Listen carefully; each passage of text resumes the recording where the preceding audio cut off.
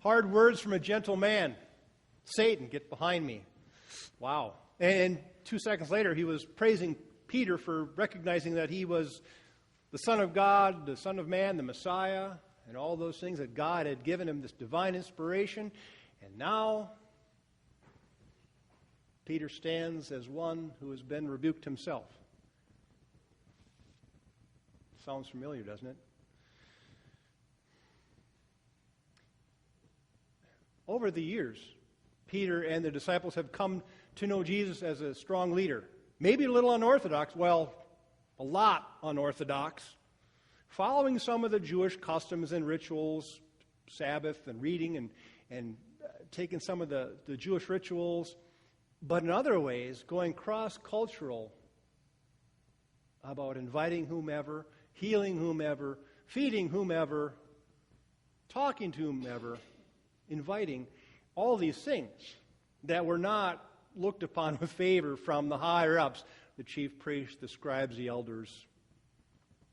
Their world is spinning along just fine. And this Jesus is causing a little bit of hiccup here and there, and that's not to be tolerated. And here Jesus tells his disciples, this great leader, whom in their eyes is telling them that he has got to go back, sacrifice himself, be resurrected. What does that do to his following? I'll make another movie reference. U-571 is a film that depicted the Second World War. A submarine crew takes a German U-boat to go into territory to find this Enigma, this special code machine. Matthew McConaughey is the XO, the executive officer, and Harvey Keitel is the old salty chief, right? They run into some problems, and it so happens that now Matthew McConaughey is now the captain of the boat. They get the crew together, what crew they have left. And they're saying, what do we do? And Matthew McConaughey says, I don't know what we're going to do next. I just don't have a clue. The chief dismisses the guys, and he starts to berate the captain, rebukes the captain. Don't you ever say that. Don't you ever say you don't know. It'll kill the crew faster than any torpedo. It'll kill their will.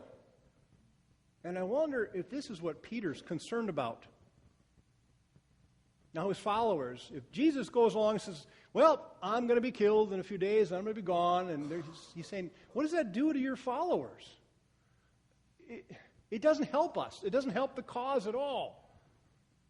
And yet Jesus continues to make himself vulnerable. That's a little not like leaders are supposed to be, are they?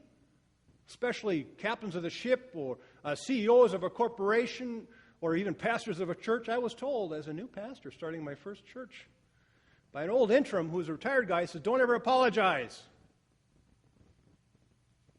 I said, how'd that get you? How'd that go for you if you never apologized to anybody or said you're sorry? How does that work? It doesn't. We've been finding that business more often than not, sometimes, is more flat and work as a team. I've seen instances where the leader is also in the trenches with the people and working as a team, and there's communication both ways. There's not anything hidden from the leader because they might fire you or put you on probation or whatever.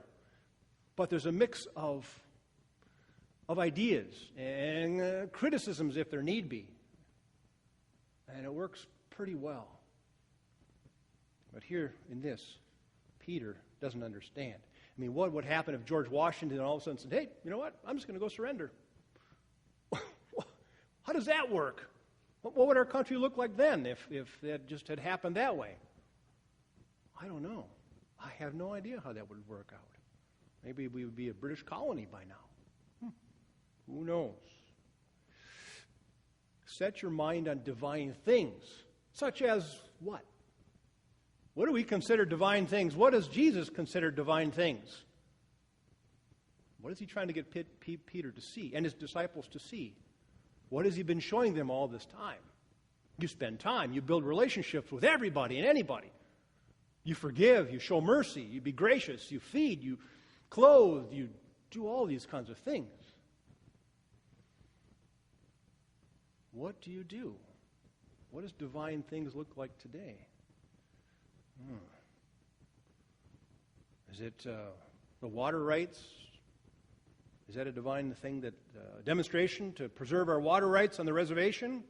Is it to keep North Korea in check because they've 6 now nuclear missiles that they've launched and tested? Is it to keep us in check? Is it visiting people in the hospital, nursing home when no one else will? Ooh, is that divine things? Is it using our God-given talents to help someone in need? Is it even to use our gifts to do ministry in daily life? Is it to help the woman at the grocery store who can't reach the top shelf to bring a can of beans down to her?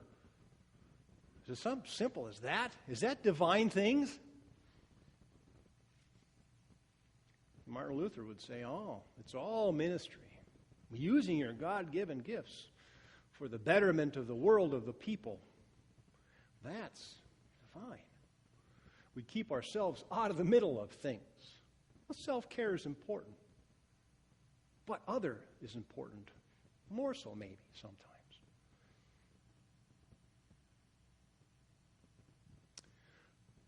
Get behind me, Satan. Now, we have a reference back in Matthew 4 and Luke 4. Remember the temptation? Jesus gets baptized, goes out in the wilderness for 40 days, and is tempted by Satan. And Satan says, okay, now you're hungry, 40 days, turn these into bread. Nope, won't do it. Jesus can identify with the poor and hungry. Go up here, jump. Angel will save you. No. If it's just preserving my own life, there's more things than that. Don't tempt God. And he takes him on the peak and says, all these cities, this all can be yours. All this power, all this influence can be yours. Nope. Not the kind of power I'm looking for. And so when he tells Peter, Satan, get behind me, it's almost as if in Luke 4 where Satan picks another opportune time to come back into the world. Often people think it's when Judas betrayed Jesus. Maybe it's this time. And Jesus recognizes, Peter, wait, I am not going to back down. I'm not going to give in. I'm not going to say, I'll just accept the world as it is and be fine and preserve and continue my leadership. But now, if I do that, the wind is out of my sails, the Spirit's gone, the whole reason I'm here would be taken away. Nope. I've got to do this, and you will understand after it's all said and done, maybe sometime after the resurrection, which didn't even help Peter in the least at that moment, because he wasn't sure what that meant. He's part of taking up the cross, doing those things that we're called to do. I've been reading a book called Grounded by Diana Butler Bass.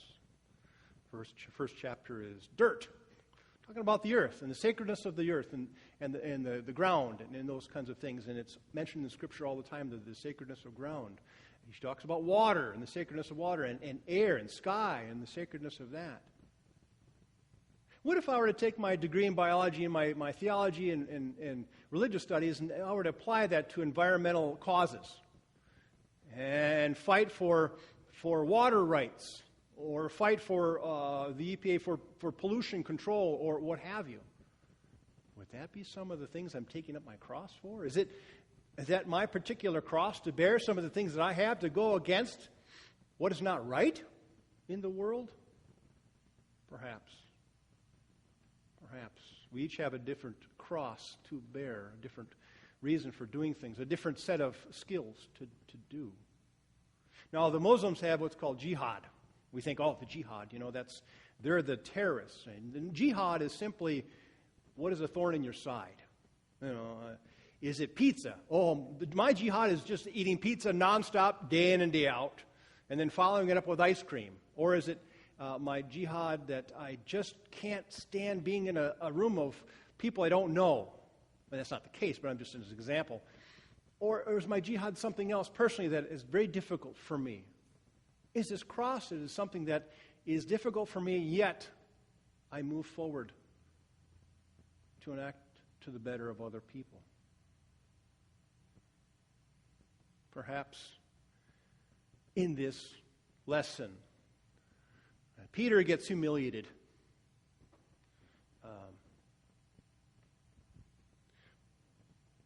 perhaps Peter is in need of a confession. Maybe that's what it all boils down to. We start the service with confession. And maybe that's what faithfulness builds upon. Our own willingness to lay down our crosses, ourselves, at the feet of Jesus and say, I'm yours. Use me. Forgive me. And help me to be faithful servants, children of God, in whatever that is. Allow me to recognize your gifts that you've given me and work with that on divine things that help people, that build relationships, that show the light of Christ in others, so that the cross is not forsaken. The resurrection is strong and thriving and alive today.